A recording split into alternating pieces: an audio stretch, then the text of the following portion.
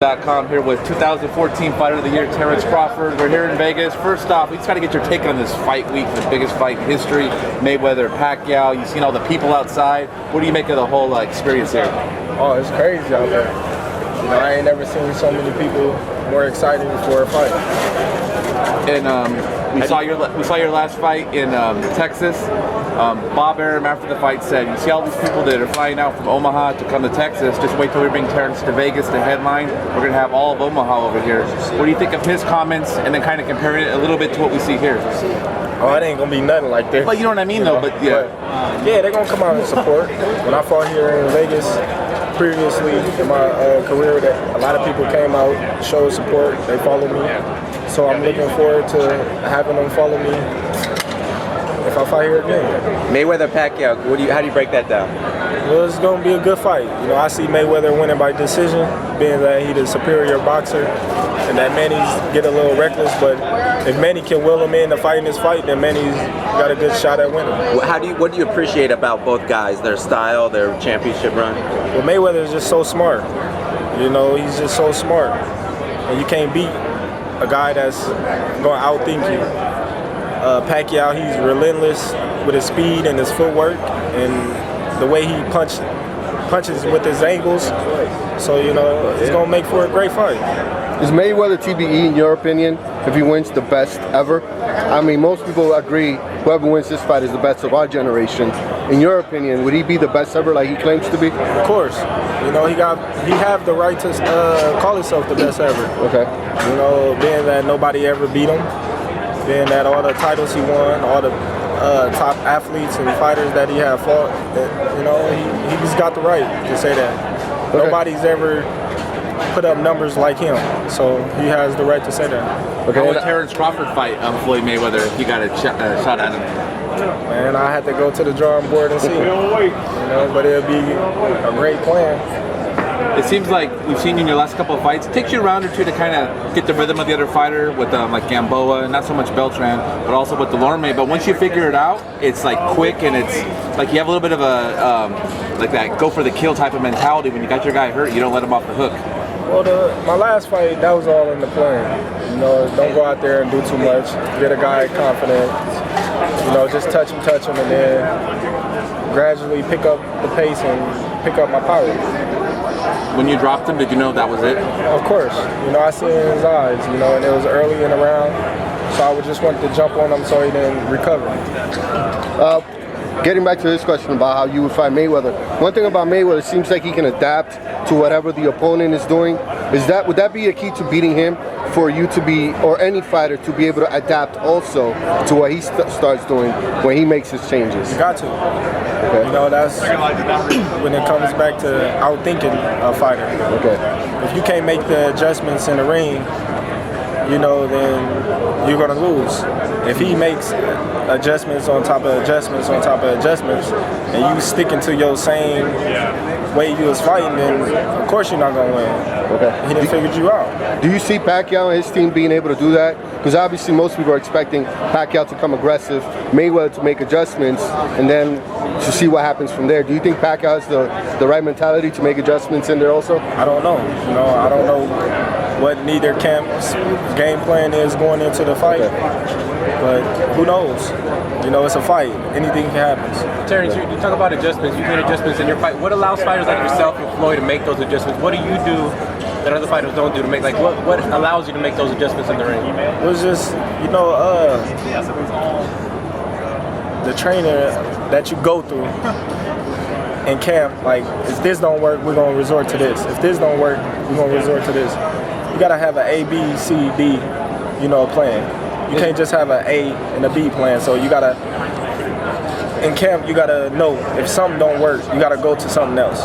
Is it something that can be taught? Because, you know, a lot of people say only the greats are able to adjust. So is that something that can be taught, or do you think you're just born, just natural, it's just mental? Well, yeah, some things is in you. Some things can be taught, some things can't.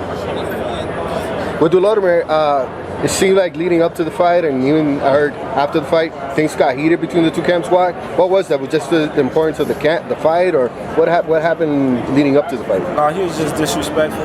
Okay. You know, I don't go out there and disrespect no fighters or do none of that. You know, I just feel like come weigh-ins and all that, he was real disrespectful. That was it. Did that make the knockout even better for you? The way the lead up of the fight, getting them knocked out, did that make it even more of a pleasurable for you to do that for that end? Of course, you know, but I just look at it as a sport.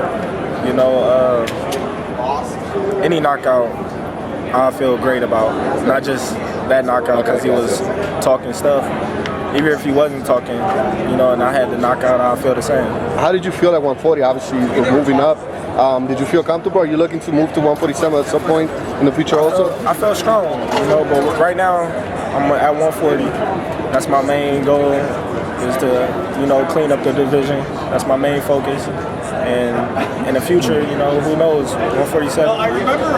Terence, you never called names out. Everybody always asks, who do you want next? It's up to my promoters. Is it going to get to a point where you're going to have to ask for a certain fighter? Because I know Floyd had to take initiatives to get the bigger fights. Do you think at some point you're going to have to, like, pinpoint a fighter and call him out at some point? Not really. You know, I just feel like, you know, the promoters and the people that want to see the certain fights, they gonna call them out. And it's gonna be up to the promoters to put the fights together, and not just fight. Internally though, do you look at certain fighters, like you will tell us of course, but are there certain fighters you keep an eye on, like I want to fight that guy? Or I keep an eye on everybody in my weight class. You know, who don't?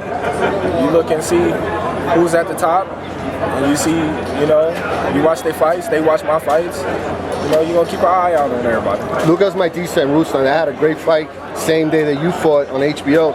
Did you get a chance to watch that fight? Because a lot of people are already discussing and wanting to see you and Lucas fighting. What did you think about that fight?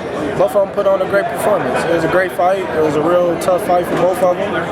You know, I congratulate Lucas Maidisa on the win. Yeah. And, you know, like I said, the managers and promoters come to agreement on, I'm down for whoever. And so there's been a lot of talk by Top Rank saying if you keep on this path, like 2016, that could be the year for Pacquiao and Crawford. Is that like the ultimate goal to get to a pay-per-view fight like that, or is that what are your plans? I'm just taking one fight at a time. You know, Pacquiao's worried about Floyd. He's not worried about me. I'm not worried about Pacquiao.